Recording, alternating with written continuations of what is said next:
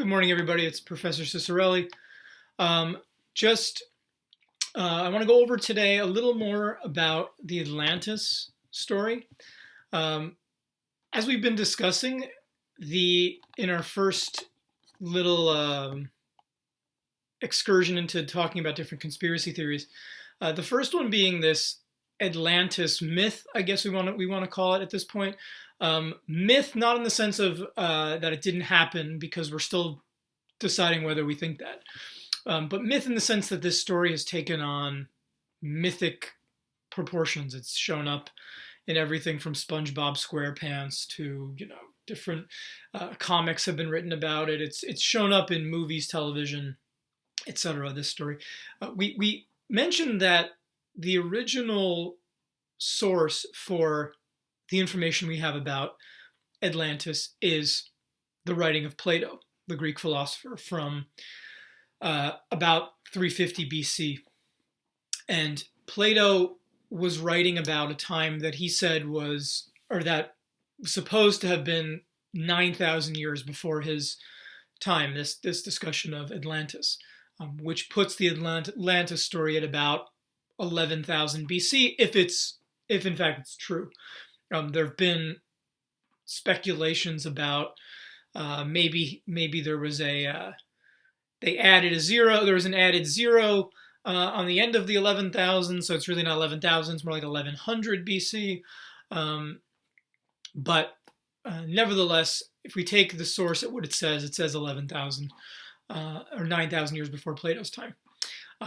So this was just an artistic rendering of the city of Atlantis, and so a lot of the specific details that Plato describes. He describes the concentric circles design of the island with the rings of water, and then the bridges, the walls around the city that he talks about here.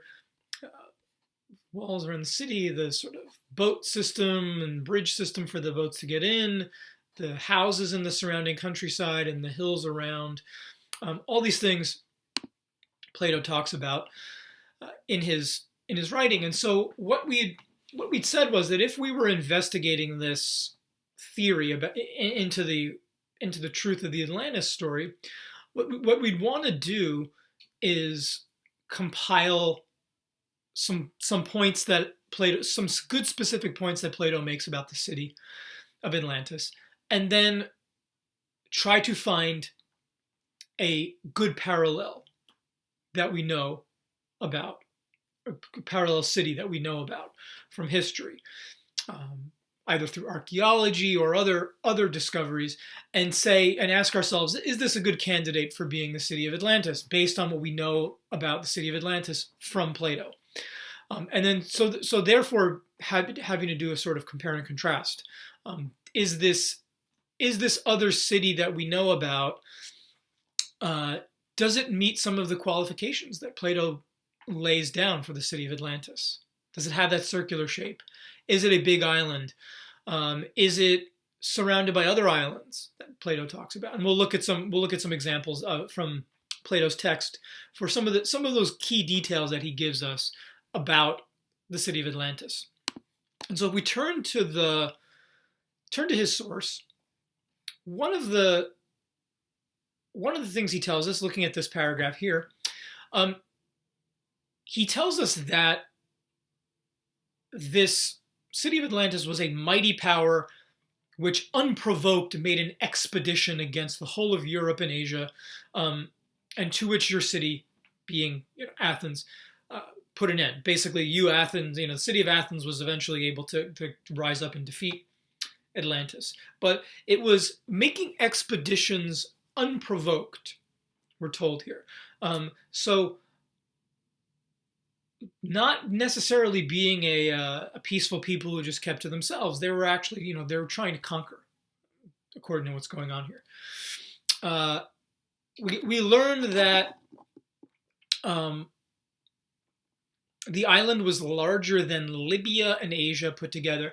Now, one thing I'd want to know, because these terms Libya and Asia, they're being written down at a time when Plato's writing about 350 BC. And so Asia, we're not talking about the continent of Asia here, where Asia and Libya have different meanings, had different meanings back then. Um, and so they were not necessarily the size that Plato, that we would think Asia is now. The entire continent of Asia would be huge. So it's not what Plato's talking about. But so if I were doing a research paper on this, and if I were investigating the claims made in Plato's primary source here, what I'd want to look at is, what did Asia and Libya mean at the time, and about what kind of size does that give us for Atlantis? Okay, certainly sizable. I mean, Plato's clearly making a size reference here, that it's a pretty big island, and also that on the other side of it, you might pass to the whole of the opposite continent, which surrounded the true ocean. And what is this true ocean? Some people think it's the Atlantic Ocean. Other people think ocean doesn't necessarily mean. I mean, the word for ocean in Greek, I think, doesn't necessarily have to mean ocean like we mean now. It could just mean a big body of water. So are we just talking about a sea here, or are we actually talking about the Atlantic Ocean? And then it was situated, the source tells us, in front of the straits, which are called by you, the Greeks, the Pillars of Hercules, the Pillars of Hercules. Hercules, same thing. So what are the Pillars of Hercules? We don't get much information in Plato's source about it. Some scholars think it is so this is a map of the Mediterranean, and we're talking about, Athens and Greece over here. And some scholars think that we're talking about the Strait of Gibraltar, which is, between Spain and the top of Africa here. This little sort of narrow area. I'll zoom in a little bit so you can try to see this narrow pass between these two lands here. So if Atlantis is in front of the Pillars of Hercules, then it would put it over here, maybe. People have looked there. There doesn't seem to be any evidence or a sunken city or anything over there. But in front of, if these in fact are the Pillars of Hercules, then in front of it would be over here somewhere. So, if we were investigating and we were doing some research on the looking into the claims made by Plato, we'd want to figure out what the heck are the Pillars of Hercules. What are the different theories about that? And that could be a place where we then start to investigate for cities that are a good match. What are some other things we learn about the city and the island of Atlantis? We learn first and foremost, the biggest detail of the story is that there was a violent earthquake and floods, and in a single day and night, all your warlike men, so all those in Athens, sank in the earth, and the island of Atlantis, in like manner, disappeared in the depths of the sea. And this was in one day, one night, Plato tells us, as a result of violent earthquakes and floods. So, violent earthquakes, that for doing some more investigation into these claims, then if it's earthquakes, it's probably going to need to be near a fault line of some kind where there's going to be earthquake activity. So that narrows it down a little bit, so we can narrow our investigation down there. Okay, what are some other details we learn about the city throughout Plato's source here? I'll just skip to later in the document. What else does Plato tell us? Okay, so he gives us a little bit of the history of the island, and he tells us the following. How is the island founded? Well, he tells us that it's ruled by 10 kings, not just the island of Atlantis, but that there were many islands. We're told, I believe, in earlier back to the beginning, back to the earlier pages we were looking at. It mentions that the the the kingdom of Atlantis was, ruled that, the capital was on the one island, but then they also controlled other islands too, and that there were 10 kings, and they were the result of the sea god of the sea, Poseidon, having mortal children, or having hybrid children, I guess you could say, with a mortal woman who was named Cleito. So Poseidon fell in love with her and had intercourse with her, and the ground broke, and they made these alternate zones of sea and land, like we saw the image of, and they had 5 pairs of twin male children, and the island of Atlantis, or all the area that Atlantis controlled, was divided into 10 portions, and each of the kings controlled part of the land that was ruled over by this people. So maybe you're thinking to yourself, well, Poseidon, the god, had children with this mortal woman named Cleito. This automatically rules this out as a real story. Well, I wouldn't jump to that conclusion, just because if we think about the way that people wrote about their cities back in Plato's time, they would give their cities mythical origins like this to give the city legitimacy, to legitimize the king. And so Plato saying this about Atlantis doesn't necessarily rule it out as being a made-up city. I mean, we have to remember that this document also talks about the city of Athens being founded by the goddess Athena, and we know Athens was a real place. We have ruins and excavations, and we know it's a real city. So we shouldn't use this alone to rule out the fact of Atlantis being a real place. But we do get some really good specifics here about the alternating zones of land. We talk about, Plato tells us that there were warm and cold springs there. So, maybe finding a place when we're looking for a city to be the good comparison, or a good match for Atlantis, were there hot springs there? Were there springs coming out of the ground? That would be a good thing to find. He tells us also, there's a part about the rock. I want to find that. Hang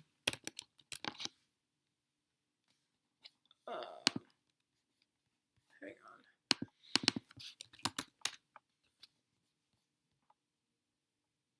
I think it's here. Yeah, he talks about it here. It talks about the city, the bridges, like we looked at in the image. Another important geographical detail that we might want to look into, if we were doing a research paper on this, is that there was white stone, black stone, and red stone that was quarried or dug out to build this city. And can we find a location that matches those?